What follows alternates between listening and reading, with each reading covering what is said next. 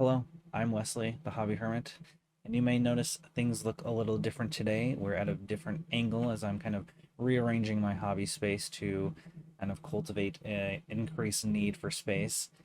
But today we're actually going to be focusing on white armored miniatures.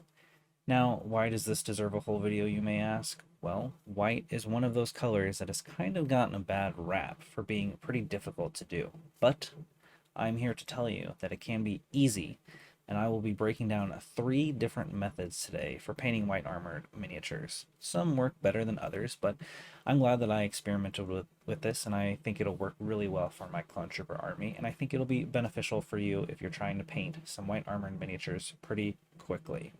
So, why do people think white is pretty hard to paint? Well, traditionally, we utilize white in our highlights or we mix it with other colors to layer in for our highlighting process.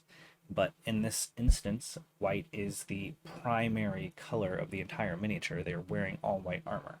So we kind of have to think of it, kind of messes with our mind and how we think about white. So I'll cue in that you can still get the kind of levels of shade and detail and contrast that you've come to know in your other miniatures in a very similar method to painting white as well. So I promise this won't be as difficult as you think, and I hope that you find this video very helpful.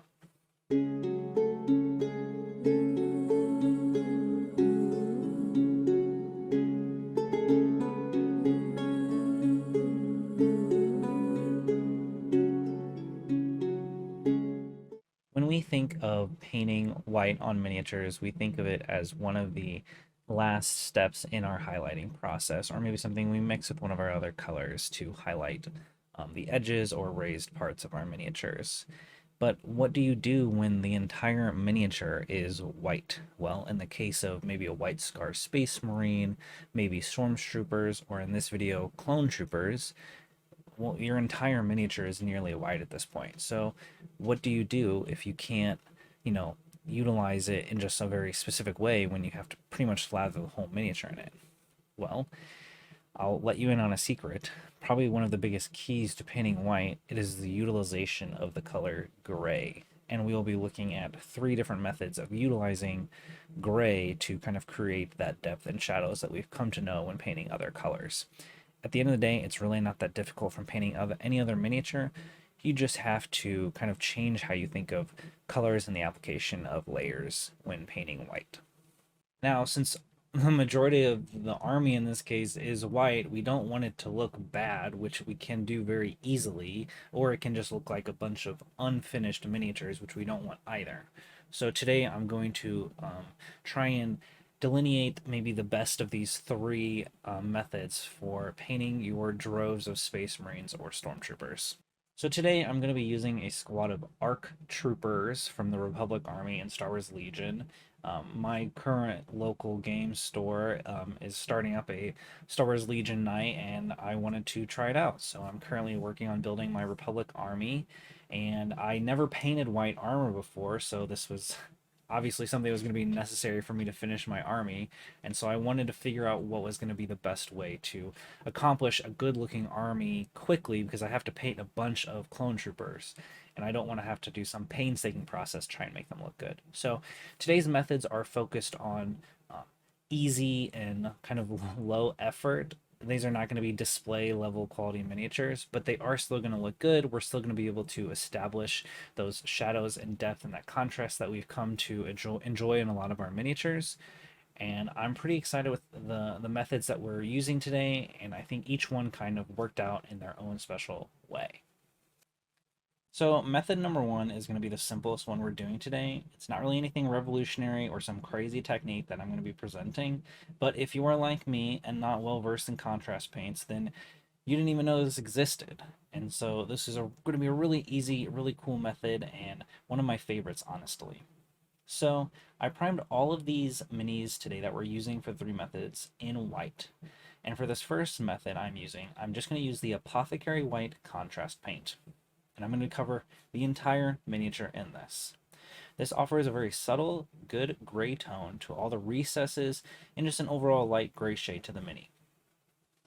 I think that this just offers a lot of those subtle tones that we like in want to see in the white armor and doesn't darken the miniature too much. I then went in with the German black from Vallejo and used this in all the articulation points where their undersuit shows through, as well as all their little straps and pouches that they have. Now, I'll mention this later as well, but I really prefer this German black for this, for these little straps and the little pouches and this undersuit and everything. It gives a very subtle leathery blue tone look to it, and I actually really like it more than just using a pure black, which I do try in another miniature, and you can kind of compare for yourself and see which one you like more. I then went in with Pro Acrylics White and cleaned up all the edges where my black paint went where it shouldn't be. And then I went ahead and just did all of the white armor pieces that showed outward that would be catching the sun mostly. This gives it a much cleaner look, which is what I prefer for this paint job.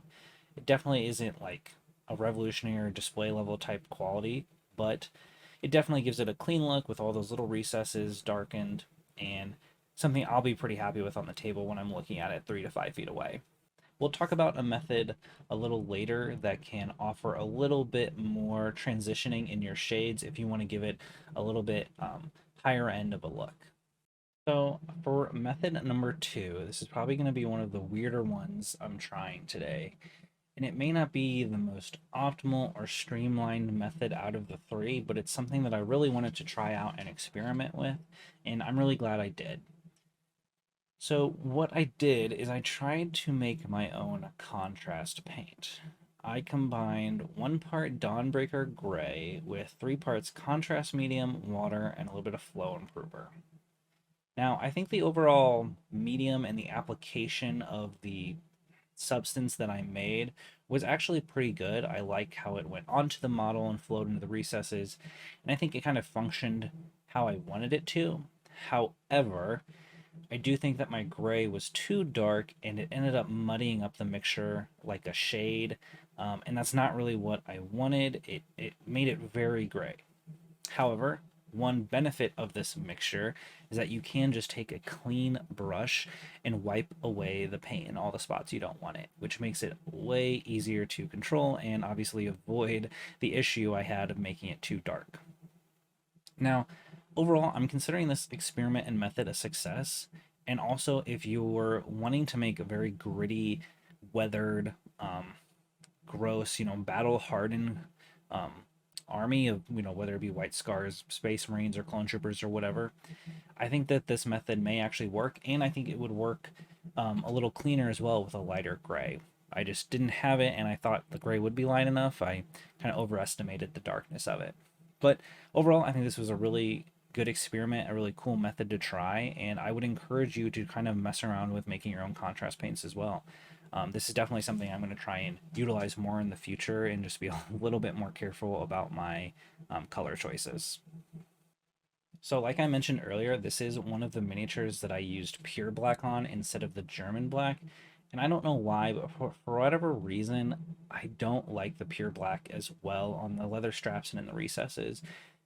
I much prefer the German black, and definitely this is how I'm going to be proceeding forward with the rest of my clone troopers, is utilizing the German black instead of the pure black. I don't know if I can really pinpoint what it is that I like more. I think it just has a maybe more matte, kind of bluish gray tone to it, and that's what I really like. I did end up doing a lot of cleaning up with pure white on this miniature because I wanted a cleaner look, and this method ended up muddying it up a lot more than I was wanting. So overall, this one what I'll consider a moderate success. I think the creation of my own contrast paint was something I'm glad I did, but the overall end result on the miniature was something I wasn't super thrilled with, so I ended up cleaning it up a lot. So method number 3, this was the last method I attempted to do, and spoiler alert, it is actually my favorite of the 3, and it is with using Tamiya Gray panel liner. Now, I had never used this product in the past, and overall my experience with enamel paints is limited to model cars when I was a kid and just slapping it on there having no idea what I was doing. But this stuff is pretty awesome. It is a thinned down enamel, gray enamel paint more or less, and you use this little applicator it comes with. It's just this little tiny poker brush thing That's the technical term for it. And you just dot it in all of the recesses and the edges of the armor and all the little cracks and crevices across the miniature. And what it does is that it just runs into those recesses and creates a very subtle gray tone, like a kind of a recess shade applicator, if you want to look at it like that. So you just dot this all around the miniature where you want it, and it runs into all those little cracks and leaves a gray tone. You could even say that it lines the panels of the armor. So what this product allows us to do is that it retains the color on the majority of the armor panels without kind of putting that tone on them like the apothecary white and the homemade contrast paint did. And since I'm looking for a cleaner, crisper look on my clone troopers, this accomplished that effect the easiest, in my opinion, and kind of retained that clean, crisp look that I want for this armor. However, I do think that I would have maybe been better served by the dark gray version of this product, as I ended up going and doing a second layer of the gray panel liner just to get a bit of a darker recessed shade in all of the cracks and crevices. So this did end up taking a little bit more time, but I would say it didn't take me longer than maybe 5 to 6 minutes per miniature to put this gray panel liner across the entire miniature twice. I did utilize the German black for the straps and pouches and undersuit for this one. I think my feelings on the pure black versus German black debate on clone troopers is well noted at this point, but I think that proceeding forward with the rest of my army, that this is probably going to be the black I utilize. I wanted to touch on one more thing that can be utilized for all three of these methods to add a little bit more depth to your transitions from light to gray. And that is the utilization of a color like gray Sear. And this color is honestly really perfect for white. It is a very subtle gray tone. Unfortunately, I cannot find this at any store near me, nor could I get it online in a timely manner to utilize in this video. But maybe in the future we can explore creating maybe a bit more of a display level type white armor utilizing something like a gray Sear amongst other colors. But if you're just looking for that next step to elevate any three of these methods, it would be to utilize a color like gray Sear, maybe base coat in gray Sear, do your application of choice, whether it be apothecary white, the panel liner, whatever, and then you can build up your highlight a little bit more with a mixture of gray and white and so forth. Overall, I think each of these methods I tested were a success in one way or another. I think each one of them have their place and use cases depending on what your goals are for your army or the paint job you're trying to accomplish. I ultimately think I'll be proceeding with method one, which is what the apothecary white one was, for probably the bulk of my army, and I'll probably utilize the gray panel liner for some more standout miniatures that I want to put a little bit more effort into, like my commander or my captains and so on and so forth. But I think as trying to knock out a large amount of rake and file clone troopers, I feel comfortable priming in white, doing a layer of apothecary white, lining them in black, clean up with my white, and calling it done there. Remember that when it comes to painting white, gray is your best friend here. It's going to help us make transition effects much easier. It's going to create a much more subtle tone than something like a Nuln Oil Agrax Earthshade that's just going to muddy up our miniature, and you're going to get something like I got with method number 2. So we really want to look at subtle grays and how we can implement those into the paint job, because at the end of the day, that's going to help us accomplish the best looking miniature in a timely manner at least. So at this point in the paint job for all three methods, I would leave them as is for my rank and file clone troopers. But if you know anything about Star Wars, you know anything about ARC troopers, you would know that they have a little bit more pizzazz going on. They got some flare action on the armor. And I want to briefly touch on the process for at least one of my ARC troopers and how I did their stripes on their arms and some of the freehand colors they have on their helmets and maybe their chest and such. Just to kind of, if you're wanting to add a little bit more nuance, a little bit more uniqueness to your clone troopers and even your stormtroopers, just because they can look a little samesies after a while. And so we'll kind of touch on that. If you want to see a little bit more in-depth process of how I customized all of these ARC troopers to kind of give them their own little flair and did the simple little freehand on them, let me know. I'd love to do a whole video on it, but I'm just going to kind of touch briefly on how I did it. So when it comes to doing simple little freehand stuff like this, we're not creating Picassos on banners here, but we're just kind of doing some stripes and some simple little geometric shapes on their helmets and their armor to kind of give them some uniqueness, especially for ARC troopers who are kind of these elite special force guys that have this kind of unique flair to their armor. The number one thing is to try and lock your arms and your elbows on the chair of your arms or on the edge of your table, and try and make sure that your hands are as steady as possible. We also want to utilize little small brush strokes just so that if we do kind of mess up a little, then we kind of control that. Another thing is if you do mess up, we can always go back and touch it up with white, or you can sometimes get away with kind of swiping or dotting with your finger if the paint hasn't quite dried yet. When I do the little designs on their helmets, I try to keep it really simple, kind of stick to like triangles and kind of simple geometric shapes that I can build out. So I'm not trying to do anything crazy here. I try to kind of establish a straight line. If I don't like it, I go back over with white and restart. But I try to keep it simple geometric shapes. So circles, triangles, and just start from those points, and then I can build it out a little bit if need be. Or I can go in and clean up the edges with my white to kind of establish shape a little bit more I want. If you made it this far, I really appreciate you and for sticking around and watching the whole video. If you want to support the channel anyway, I just ask that you like and subscribe.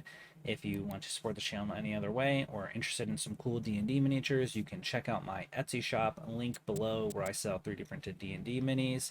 If you want to know anything about my process for 3D printing miniatures, let me know. I'd love to make a video on it. As always, thank you for watching. Don't forget to subscribe to see the next video. I hope you'll come back for it, and don't forget to elevate your game night.